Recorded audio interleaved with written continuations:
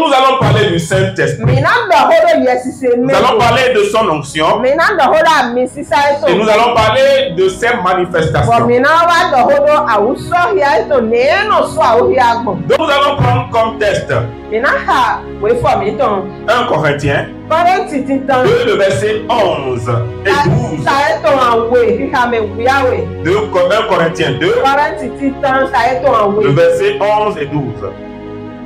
Lequel des hommes, en effet, connaît les choses de l'homme, si ce n'est l'esprit de l'homme qui est en lui? Amen. Amen. Lequel des hommes connaît les choses de l'homme, si ce n'est l'esprit de l'homme qui est en lui?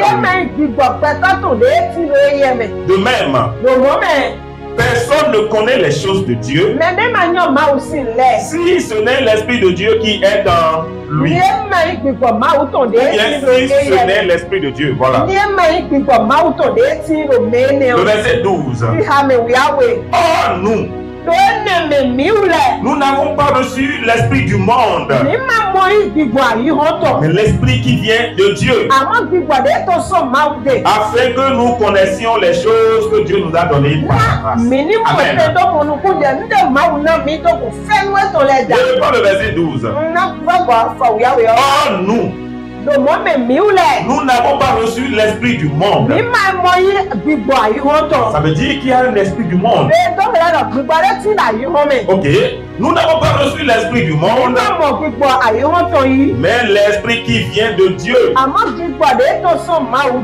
que nous connaissions les choses que Dieu nous a données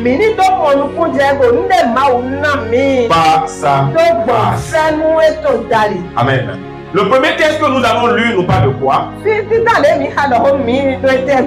l'esprit de l'homme et de l'esprit de Dieu. Donc la première chose fondamentale à noter là, c'est qu'il y a un esprit de l'homme, un esprit humain, et il y a un esprit de Dieu. Ça veut dire qu'il y a une différence fondamentale entre l'esprit de l'homme qui est en lui, qui connaît parfaitement les choses de l'homme. Ce qui voudra dire alors que tout ce qui te concerne, l'esprit de l'homme qui est en toi connaît tout. Voilà pourquoi le verset dit: lequel des hommes connaît les choses de l'homme si ce n'est l'esprit de l'homme qui est en lui?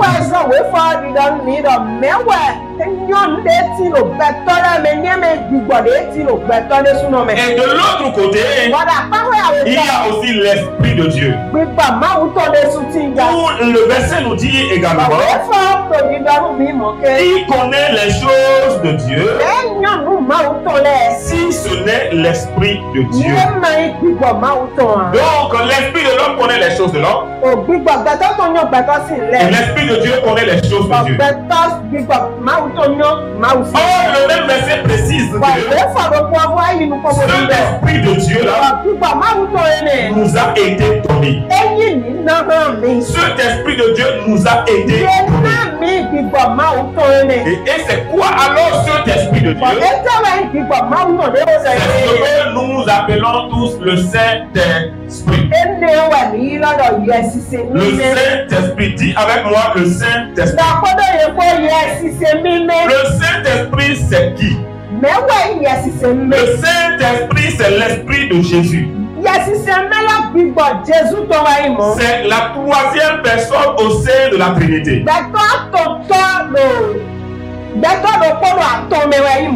Il est la troisième personne de la Trinité. Et donc il est Dieu au même titre que Dieu le Père et Dieu le Fils. Et comme nous l'avons dit à la classe des coups de fondement, Ces trois entités sont égaux en nature, mais pas égaux en fonction.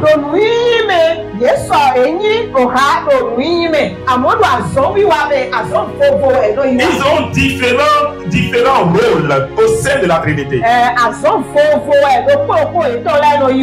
Donc c'est la troisième personne que Jésus a promis et qu'il a envoyé.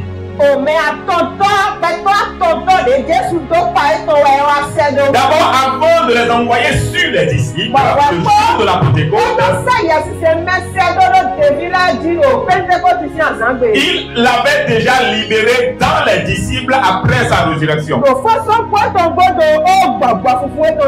Voilà pourquoi Jean 20, 22 dans la version d'Abi nous dit: il souffla en eux et il dit: recevez le Saint-Esprit. Jean 20, 22.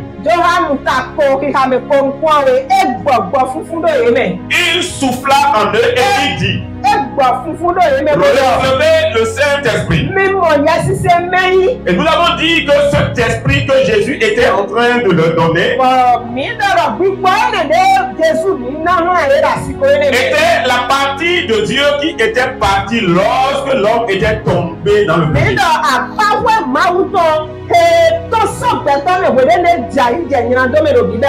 Et sans cela, l'homme ne pouvait plus être en communion avec Dieu de manière directe. Donc c'est ce esprit d'adoption par lequel nous crions Abba Père qui a été redonné à l'homme.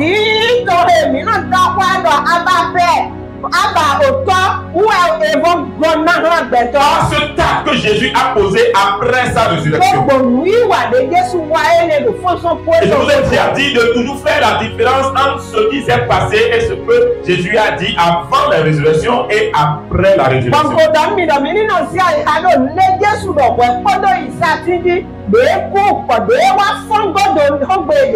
Donc c'est cet esprit qui nous a scellés avec Dieu. C'est son sceau qui est sur nous. C'est lui qui a fait qu'aujourd'hui Dieu peut nous se retrouver en nous par Jésus-Christ. C'est la marque de Dieu en l'homme. Ce qui fait la différence entre nous, les enfants de la nouvelle création, et ceux du monde,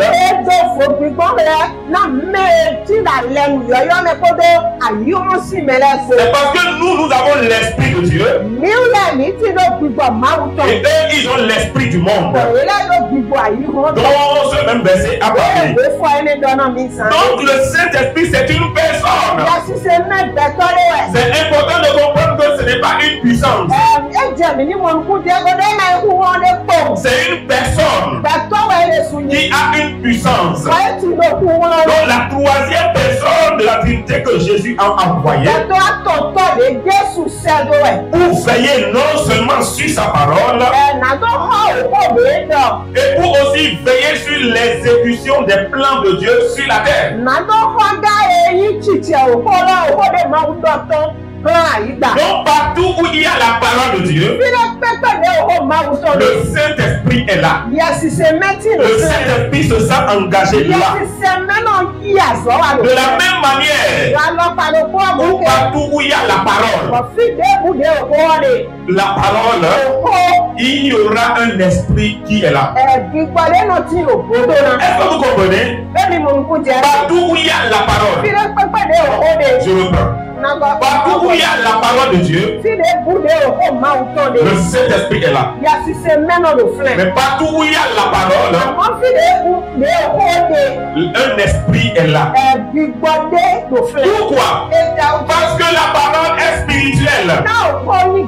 Toute parole est spirituelle. Qu'elle soit bonne ou mauvaise. Pourquoi la parole est spirituelle? Parce que ce qu'on appelle bénédiction et ce qu'on appelle malédiction sont tous deux rattachés à la parole. Est-ce que vous me comprenez? Voilà pourquoi la Bible dit la vie et la mort sont au pouvoir de la langue. Autrement dit, son pouvoir de la parole. Donc nous devons faire très attention à tout ce que nous sortons de notre bouche comme parole. Partout où il y a la parole, il y a un esprit qui est là. Mais partout où il y a la parole de Dieu, le Saint-Esprit est là. Et il est important de comprendre que partout où il n'y a pas le Saint-Esprit, Dieu ne sera jamais là. Dieu ne viendra jamais se manifester là où il n'y a pas le Saint-Esprit. La preuve est que avant que Dieu ne vienne parler à la création, avant que Dieu ne vienne parler lors de la création, le Saint-Esprit était déjà sur la terre. Est-ce que vous comprenez? La Bible dit que l'Esprit de Dieu se mouvait au-dessus des choses. Donc on peut dire que le Saint-Esprit est l'agent missionnaire de la Trinité. Le Saint-Esprit est celui qui est envoyé d'abord sur le terrain. Il est celui qui est envoyé sur le terrain. Qu'ils envoient souvent sur le terrain d'abord pour préparer le chemin. Lorsqu'il est quelque part, la parole de Dieu produit toute son efficacité. Donc il était déjà sur la terre et il réchauffait la terre avant que Dieu ne parle. De la même manière, avant que Jésus ne soit conçu dans le ventre de sa maman, qu'est-ce que l'ange Gabriel va répondre à Marie? Il a dit, le Saint-Esprit viendra sur toi et te couvrira de son ombre. Donc avant que Jésus ne soit conçu, le Saint-Esprit est encore venu d'abord. Est-ce que vous comprenez? Il est venu d'abord couvrir Marie de son ombre pour permettre à l'action de Dieu de se manifester dans le sein de Marie. De cette même manière, avant que Jésus ne commence son ministère, le Saint-Esprit est descendu d'abord sur lui. De la même manière, avant que les disciples ne commencent son ministère, Jésus a d'abord pris la peine. Il a d'abord pris la peine de souffler le Saint-Esprit dans les disciples. Donc le Saint-Esprit était déjà entré en eux, fait des enfants de Dieu, avant que le Saint-Esprit ne descende sur eux. Et n'oubliez pas que j'avais déjà dit ici, sans le Saint-Esprit en toi, il ne peut pas avoir le Saint-Esprit sur toi. Donc avant que Jésus ne soit revêtu du Saint-Esprit, avant qu'il ne commence son ministère, la Bible nous dit que quand il est sorti de l'eau, le Saint-Esprit est descendu sur lui sous forme de colombe.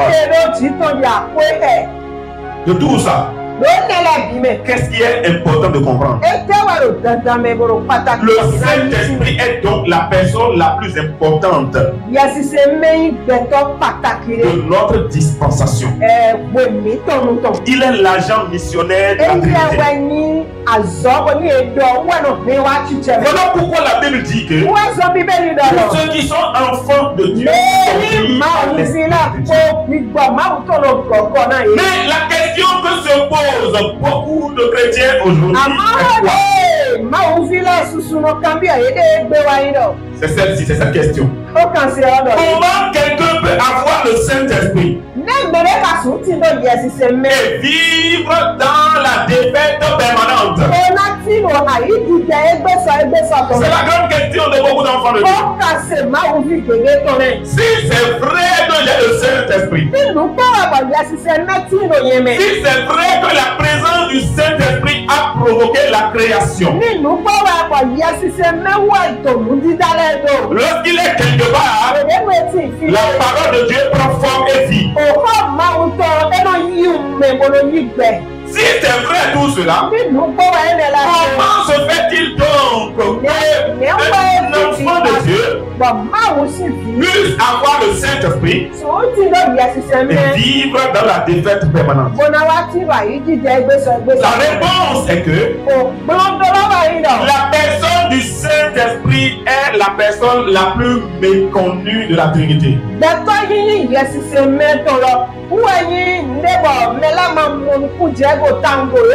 la personne la plus méconnue des chrétiens des enfants de Dieu. Nous disons Saint-Esprit, mais nous ne comprenons pas toutes ses implications.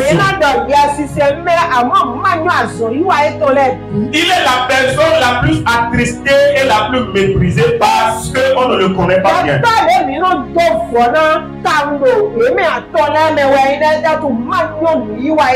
Et parce que nous le connaissons tellement peu, nous ne le connaissons pas bien, nous bénéficions très peu de lui. Très peu de lui, du fait que nous ne connaissons pas ses différents fonctionnements dans notre dispensation ou dans notre vie. Par exemple, quand nous parlons de Jésus, il se concrétise dans nos vies de trois différentes manières. Quand nous parlons de Jésus, il y a trois différentes manières par lesquelles Jésus se concrétise dans notre vie.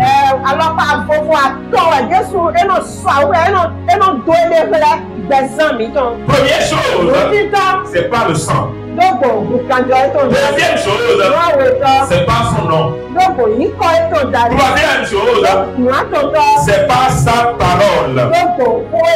Mais c'est le même Jésus. Quand nous parlons du sang de Jésus, c'est ce qui fait de lui sauveur de notre vie. Quand nous parlons du sang de Jésus, c'est pas son sang que nous avons été pardonnés, libérés, n'est-ce pas? Donc c'est ce qui fait de Jésus sauveur dans notre vie. Ok. Quand nous parlons alors de Jésus, de son nom, c'est ce qui fait de lui Seigneur de notre vie. Il est le nom au-dessus de tout nom par lequel tout genou fléchisse. N'est-ce pas? Donc c'est à cause de son nom qu'il est le Seigneur de notre vie. Donc quand nous disons Jésus, la Bible dit tout genou fléchisse. Il impose son autorité. Il impose sa suprématie. Parce que c'est devant son nom que tout genou fléchisse. Donc il y a aussi sa parole. Donc voilà les trois manifestations de Jésus dans notre vie. Les trois dimensions dans lesquelles Jésus se manifeste dans la vie de Mais quand nous parlons du Saint-Esprit, qu'en est-il? Frères connaissent comment est-ce que le Saint-Esprit se manifeste dans notre vie. Il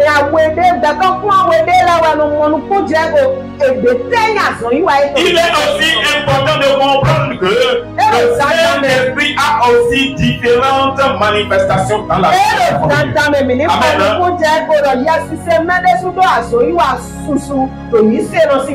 Il est important de savoir aussi que le Saint-Esprit a aussi différentes manifestations. Et lui, il n'a pas trois dimensions comme Jésus. Mais il a 7 différentes manifestations. 7 différentes manifestations. Mais c'est le même esprit. Le même esprit, mais différentes manifestations. Jésus se manifestant en tant que sauveur par son sang ne veut pas dire qu'il y a tout à Jésus qui se manifeste. Se manifestant par sa parole ou par son nom ne veut pas dire qu'il y a tout à Jésus. Mais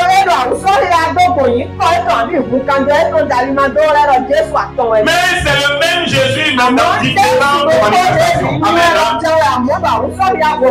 De la même manière, le Saint-Esprit aussi a 7 différentes manifestations. Mais il a le même esprit. Et la Bible fait comprendre que c'est le même esprit. C'est le même esprit, mais différentes manifestations. C'est le même esprit qui opère tout dans. Je donne comme un exemple. Quand vous lisez dans la Bible, Exode 25, verset 37, quelqu'un peut nous lire ça? Exode 25, 37. Juste le verset 37. Tu feras ces 7 lampes qui seront placées dessus de manière à éclairer en face.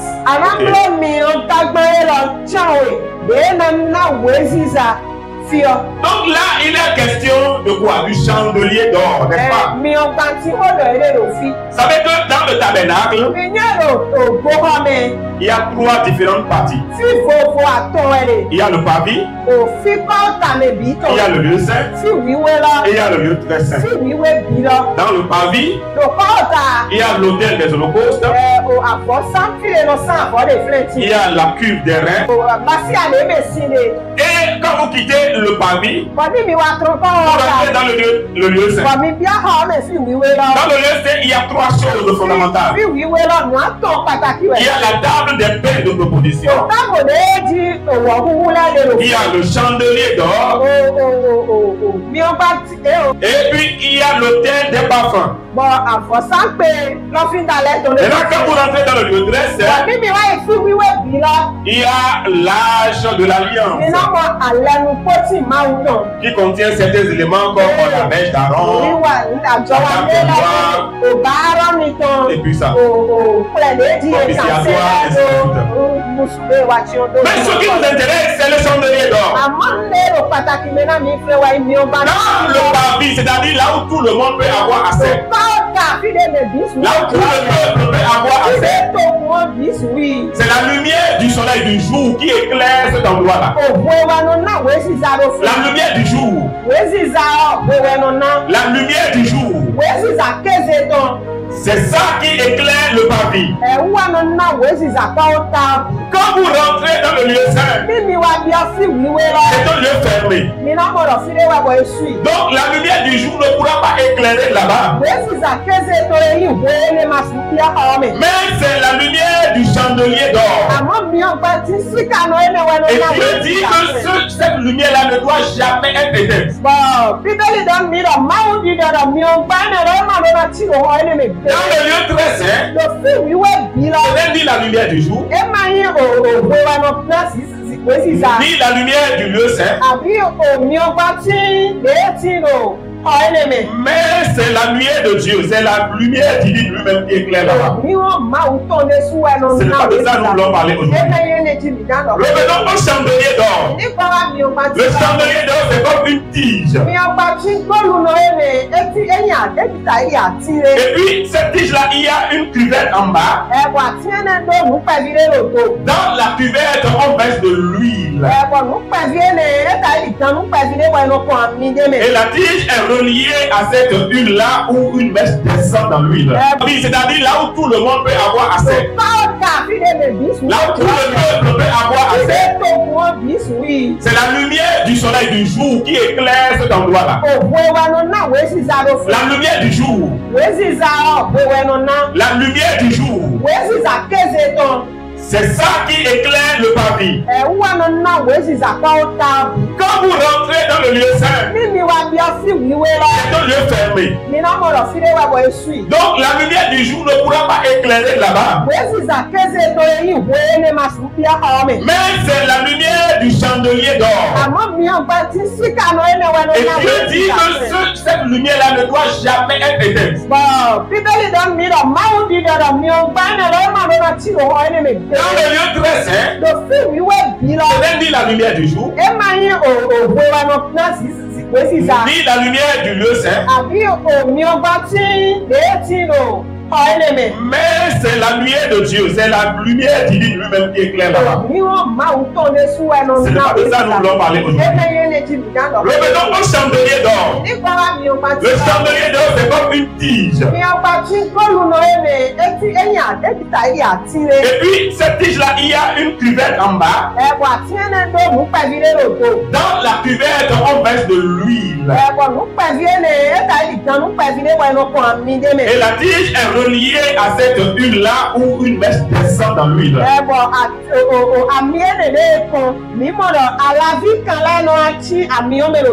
Et à la vie quand une tige est reliée et puis il y a une mèche qui descend dans l'huile. C'est comme de l'ambion aujourd'hui ou bien de l'antenne, vous voyez, non? Il y a l'huile en bas et puis il y a une mèche qui descend dans l'huile pour apporter l'huile à la mèche afin que la mèche puisse et porter la lumière.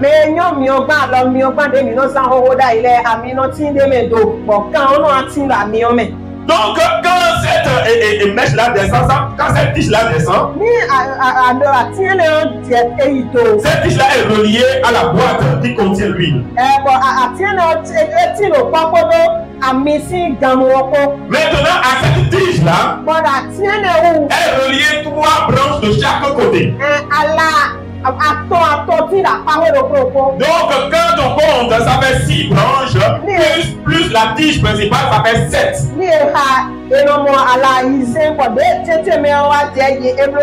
Et les 7 tiges-là portent de mèches.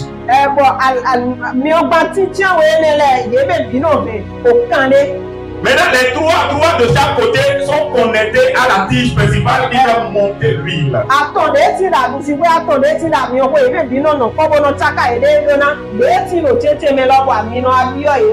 que tous reçoivent de l'huile pour pouvoir éclairer. Est-ce que vous comprenez l'image? Donc, ce qui me dit que cette lampe-là ne doit jamais être éteinte. Donc, on doit constamment renouveler l'huile dans le corps.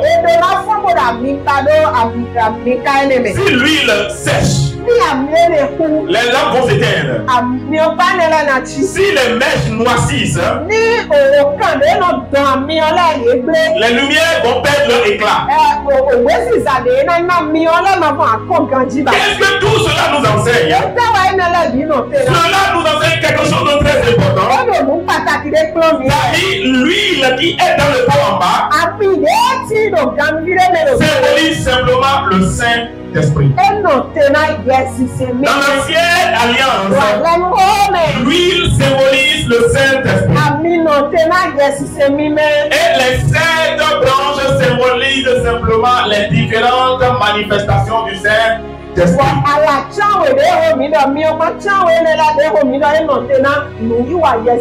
Donc, en fonction de chaque flamme, différentes choses se font. Et Dieu a demandé que la lumière du chandelier ne soit jamais éteinte. Ce qui peut amener le chandelier à s'éteindre, c'est quand l'huile finit. Et la Bible dit, n'éteignez pas le Saint-Esprit. Si le Saint-Esprit s'éteint, ça peut l'huile. Et ça vous donne quelle image? Les 10 vierges. Il y a l'huile de 5 vierges qui est finie, n'est-ce pas? Et qu'est-ce qui s'est passé? Est-ce que quand l'époux est venu, elles sont parties avec les femmes? elles ne sont pas parties avec les autres. Ça veut dire que le Saint-Esprit en nous, quand il s'éteint, notre lumière s'éteint. Notre flamme s'éteint. Et tant que le Saint-Esprit ne sera pas en nous, Dieu ne pourra pas se reconnaître en nous. Voilà pourquoi la Bible dit n'éteignez pas le Saint-Esprit. N'éteignez pas le Saint-Esprit. Mais malheureusement, nous la connaissons tellement peu. Nous devons veiller à ce que notre huile ne tarisse jamais. Si l'huile tarit, le Saint-Esprit s'est éteint. Si le Saint-Esprit s'éteint, notre lumière s'éteint. Quand notre lumière s'éteint, nous devenons semblables aux ténèbres. Nous avons chanté tout à l'heure, nous avons dit que Jésus est la lumière dans les ténèbres, n'est-ce pas? Mais aujourd'hui, ce n'est plus Jésus qui est la lumière dans les ténèbres, mais déjà au ciel, assis à la droite du Père. Mais c'est nous qui sommes la lumière dans les ténèbres aujourd'hui. Si le Saint-Esprit nous l'éteignons, notre lumière sera éteinte dans les ténèbres. Et quand notre lumière s'éteint dans les ténèbres, nous devenons semblables aux ténèbres.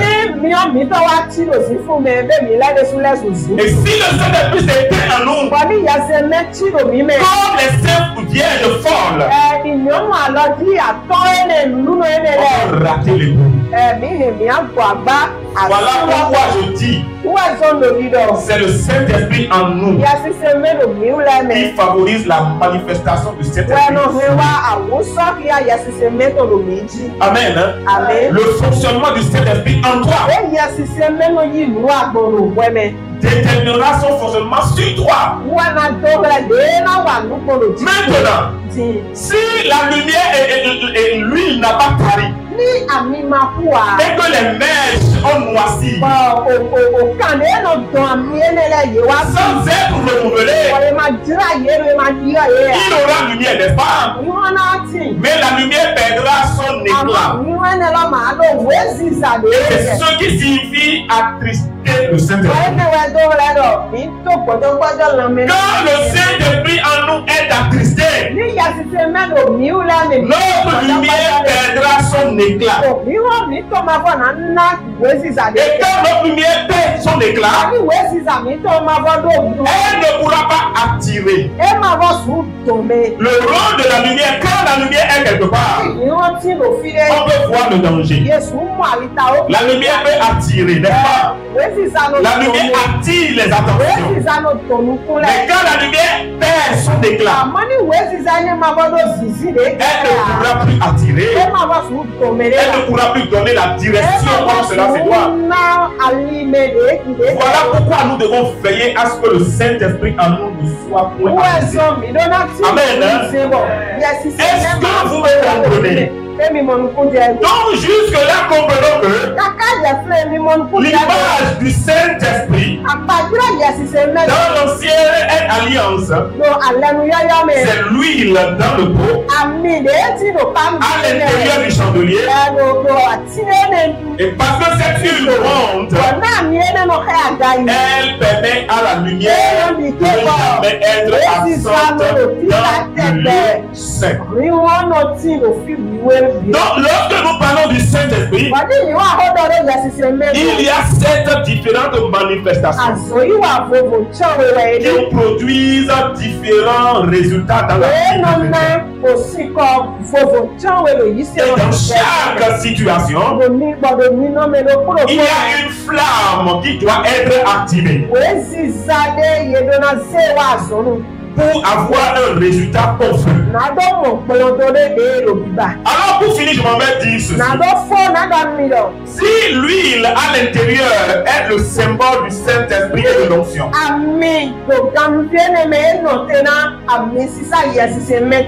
alors c'est quoi donc l'onction du Saint-Esprit? Comment donc l'onction du Saint-Esprit se manifeste? nous ne comprenons pas ces choses-là, nous allons nous perdre ou bien faire de fausses routes dans la vie, dans la marche chrétienne. Parce que la vie chrétienne d'aujourd'hui, telle que nous voyons, est devenue une vie chrétienne de confusion. Les 7 manifestations du Saint-Esprit sont comme les 7 fonctions. Les 7 fonctions du Saint-Esprit. Et nous allons voir cela à partir du dimanche prochain. Les 7 manifestations qui sont encore appelées les 7 esprits de Dieu.